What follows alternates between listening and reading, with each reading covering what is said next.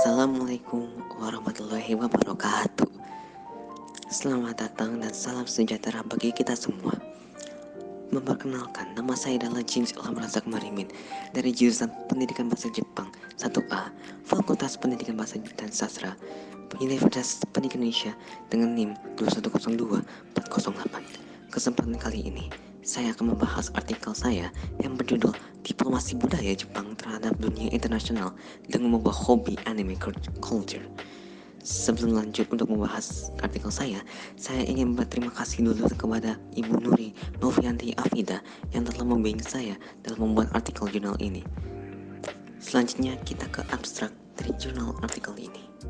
Di zaman globalisasi ini, setiap negara kini mengalihkan fokus mereka untuk mempromosikan budaya mereka daripada membangun kekuatan militer dan ekonomi mereka. Mempromosikan budaya mereka bukan salah satu strategi, tetapi juga merupakan aset dan kekuatan untuk mengembangkan negara mereka sendiri dan juga menciptakan pengaruh besar di panggung dunia internasional. Jepang dalam misi diplomasi budayanya memiliki rutinitas yang sangat kaku dan bahkan sistematis dalam menjalankan misinya. Dalam upaya diplomasi budaya, Jepang kini telah mengembalikan citra baik negara sekaligus mengumumkan negara lain dengan budayanya. Alat diplomasi budaya Jepang tidak hanya terbatas pada budaya tradisional saja, namun juga memiliki budaya modern di pihak mereka, yaitu anime. Penulis mengetik artikel ini dengan menyoroti dampak signifikan anime dalam mengembalikan citra baik Jepang di mata dunia, tetapi juga membawa keuntungan besar bagi pertumbuhan mereka di sektor ekonomi dan pariwisata. Metode penulisan artikel ini adalah deskriptif kualitatif. Tujuan dari artikel ini adalah untuk mengamati dan membedah penggunaan anime Jepang dalam misi diplomasi budaya mereka. Kata kunci yang diambil dari artikel yang saya buat adalah diplomasi budaya, anime, dan citra baik. Selanjutnya adalah pendahuluan dari artikel jurnal ini. Melalui proses diplomatik dengan negara lain, diplomat dapat mewakili keinginan negaranya. Oleh karena itu dapat dikatakan bahwa dengan diplomasi, suatu negara dapat memenuhi keinginan negara tersebut dan meningkatkan potensi negara tersebut. Ada pendapat dengan seorang bernama Nai di 1960-an melihat perkembangan anime sebagai produk dari soft power ideal Jepang karena budaya motif secara visual dan yang dihasilkan serta dibuatkan oleh tangan dan pikiran orang Jepang sudah bisa menjadi ikonik dan sungguh diapresiasi oleh kalangan dunia.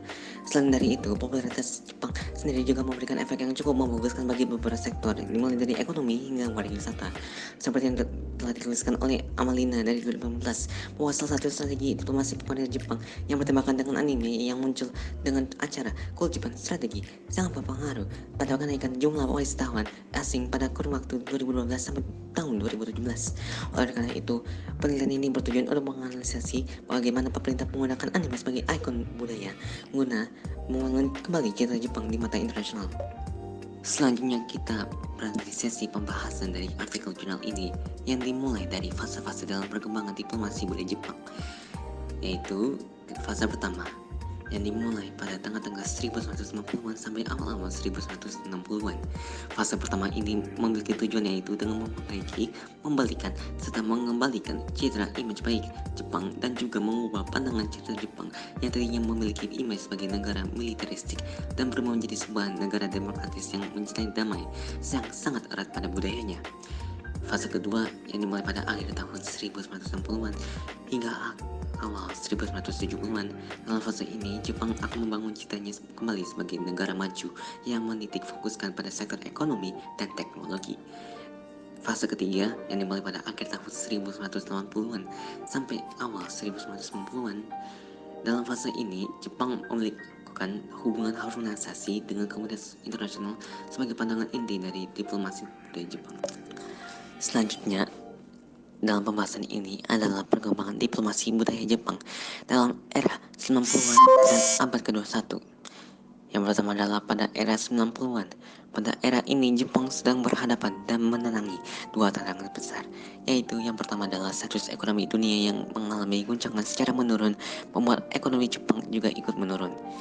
Yang terakhir adalah adanya muncul globalisasi yang harusnya terus berjalan secara cepat, yang bikin Jepang harus bekerja lebih banyak untuk beradaptasi dalam membangun citra positif negaranya.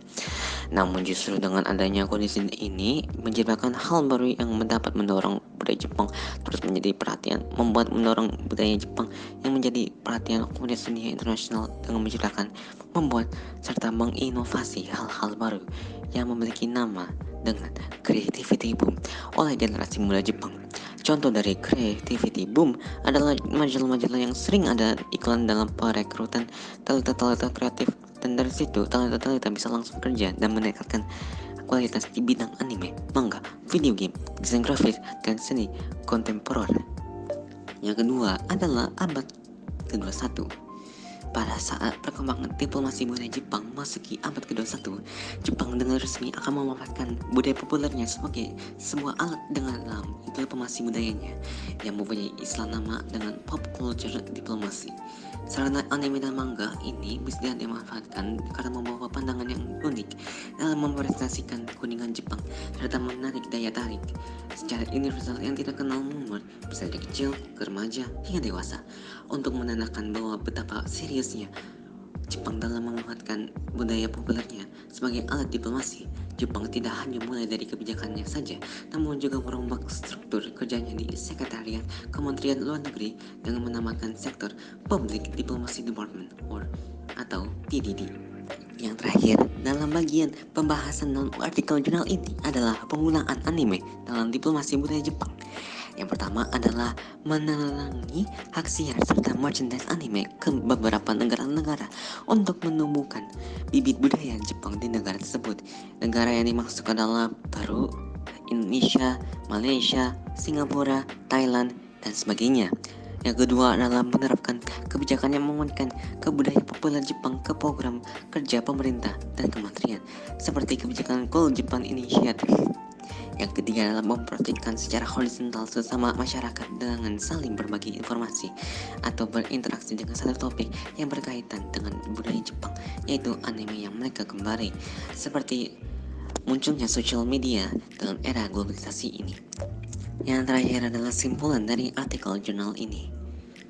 Melihat sejarah yang telah dikarang oleh Jepang, kita bisa mengobservasi bahwa sejarah dari perkembangan anime hingga awal kemunculannya dapat berlanjut dan terungkap secara stabil berkat sinergi antara bagian yang berada di Jepang, baik pemerintah maupun swasta, baik secara individu maupun kelompok, mulai dari para kreator anime yang tetap konsisten dalam aplikasi serta meningkatkan kualitas karyanya, akademisi yang terus memberikan dukungan dengan menganalisa dan mengajarkan anime di berbagai lapisan masyarakat, hingga pihak pemerintah dan swasta yang telah bersedia mengemas produk animasi di industri kreatif menjadi lebih bernilai untuk disajikan kepada konsumen sehingga dapat diterima di masyarakat luas.